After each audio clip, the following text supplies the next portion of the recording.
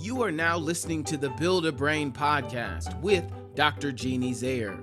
Join the quest to shape an efficient brain that fires on all cylinders and runs like a fine-tuned machine.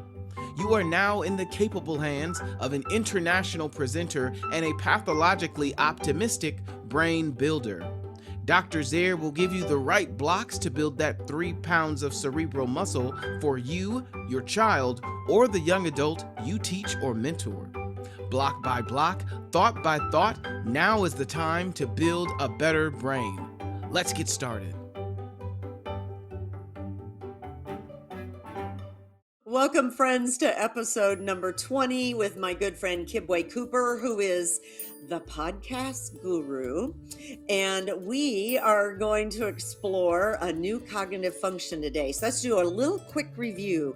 What is a cognitive function? Well, my mentor and teacher, Dr. James Kennard, and his wonderful wife, Dr. Gwen Kennard, it's really cool to hang out with them. He taught me that it is a thinking action. Cognitive means thinking, and function means action. And we often call them thinking skills, but I like thinking action. I think that's kind of a cooler way to learn them. And why do we skip around? Those of you that have in front of you the cognitive strategy chart, if you know anything about Feuerstein or you printed it off the website, you may have all 28 of them in front of you. And I hope you've picked up. I'm not walking through all the input, and then the elaboration. I'm jumping around. So I'm going across input, elaboration, output, and then back to input. So the last episode 19 was conserving constancies. Now we're going to do episode 20, and I'm going to put two together.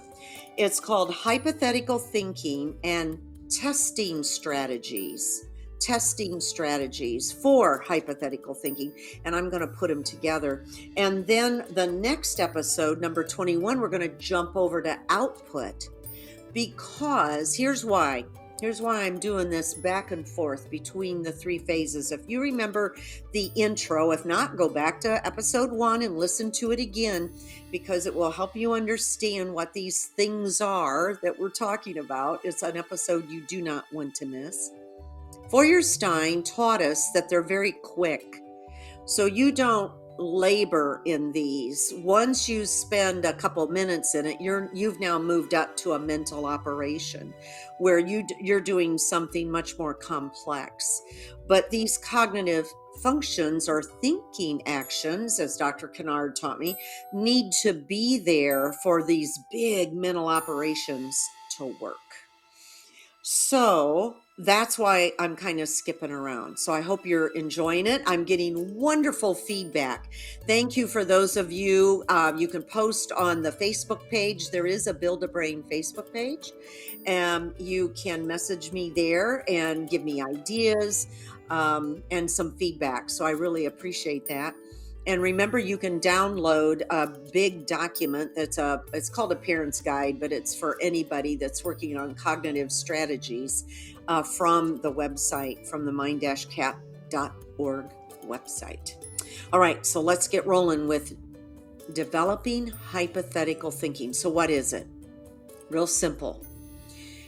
If I know one thing is true, then what else might be true?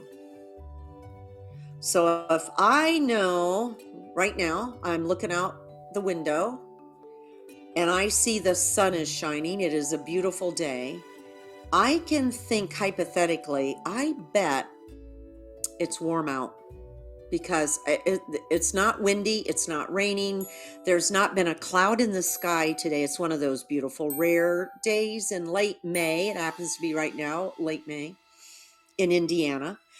And I bet I could walk outside. Well, how am I going to find out? I'm going to have to test it. So testing the hypothesis, I think it's a warm day. Let me walk outside and test it. And I have already, and it is warm. It's a beautiful day. I tried that Sunday here. The sun was out. It looked beautiful. I went out like 4 or 5 times, and every time you would have to have had a big sweatshirt on to sit outside. It was just blowing and cool, and it looked nice, but it wasn't. So this hypothetical thinking is something you want to develop in yourself as well as your children or youth that you are tutoring or training or mentoring, or if you're a teacher, you want to use the word. We love teaching our clients at the MindCAP Center.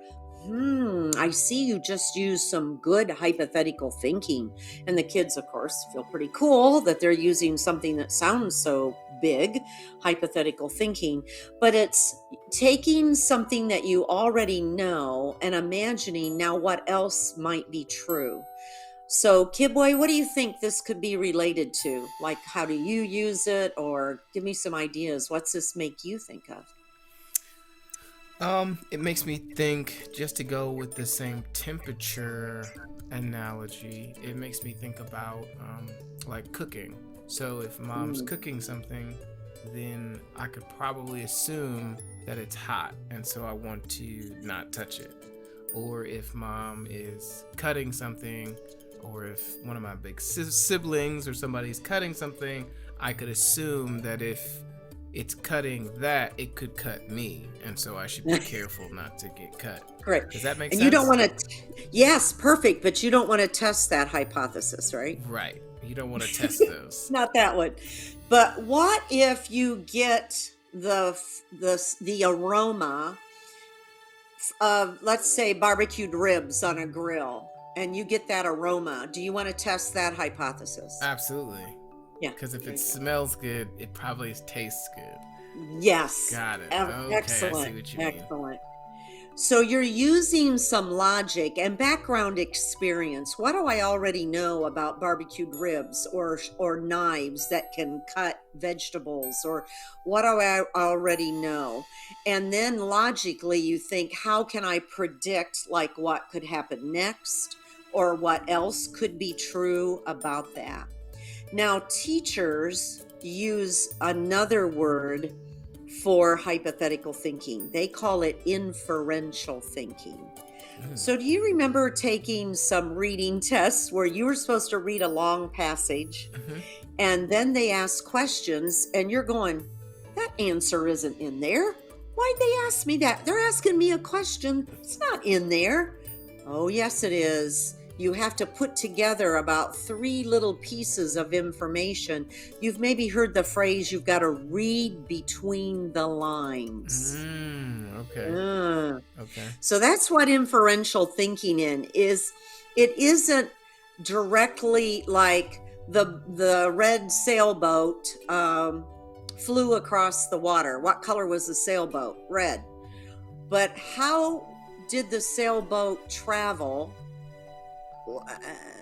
If it doesn't say anything about wind or how wind blows sails or how boats work on water, you have to infer some of that. Right. So inference is doing some great hypothetical thinking.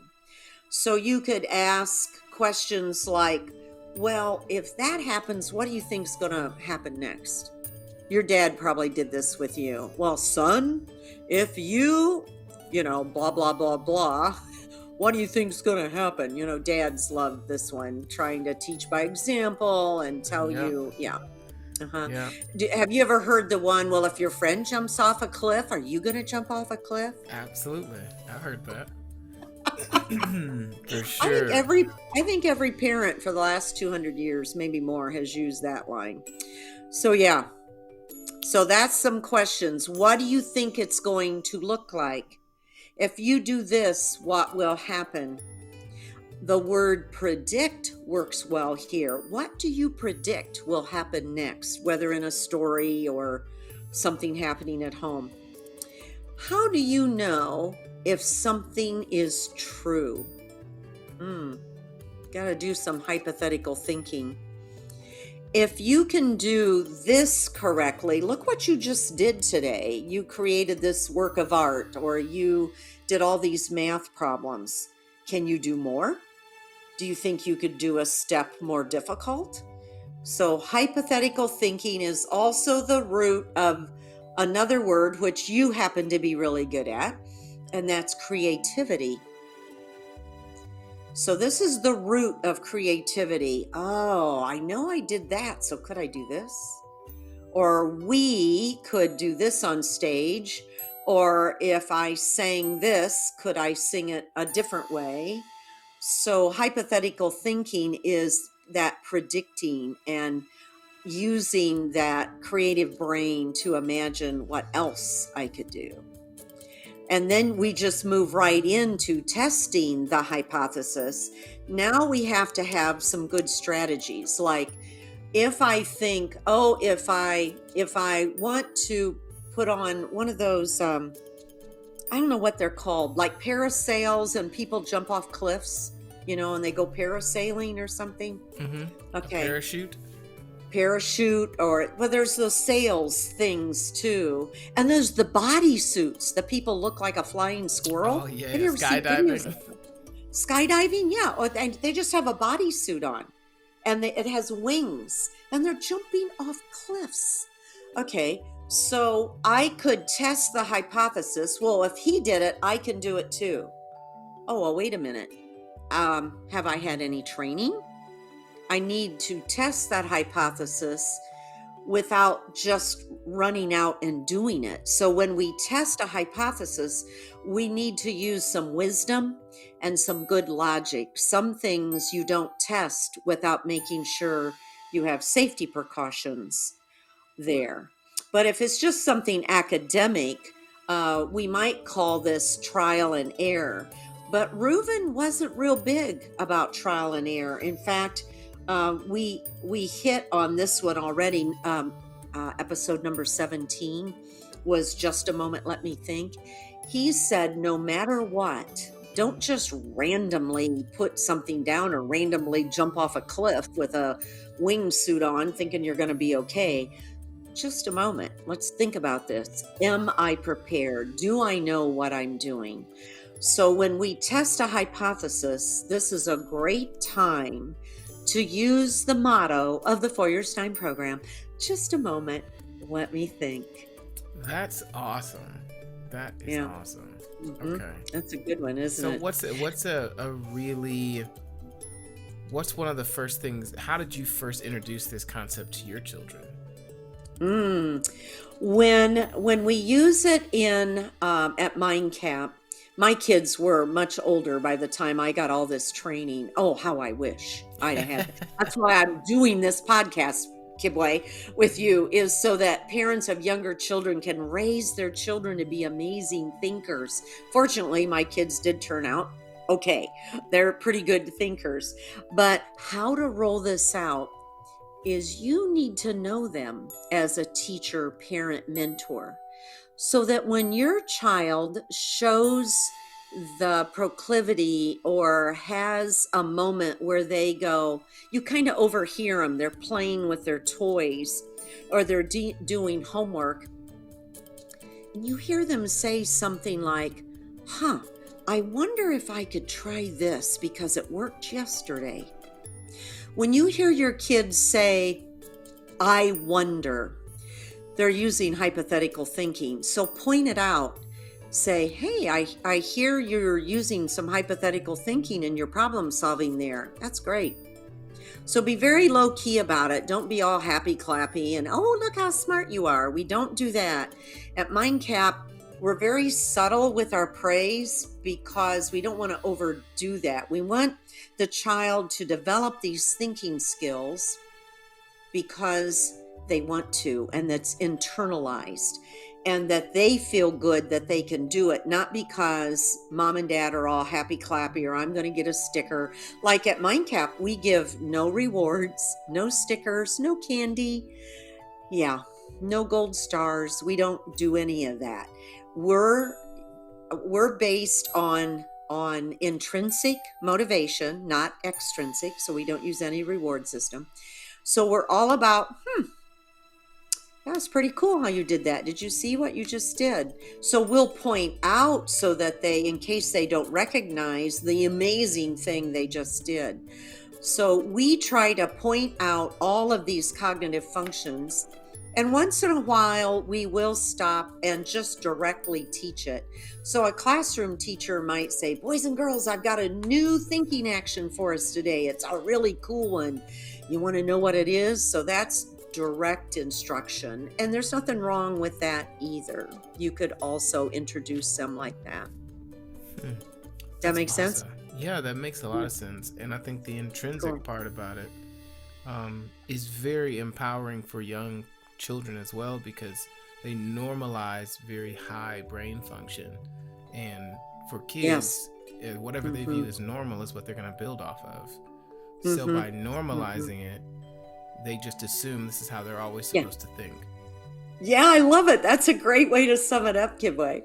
Yeah, so some questions that you could ask yourself or someone else to mediate for hypothesis testing or strategy testing is, how do you think we can check this out? Or what strategies do you have? Or what strategies have you tried? How can you see that this is true? Or how could you prove it? Do you think you've got an idea of how to prove it? Or I love the response,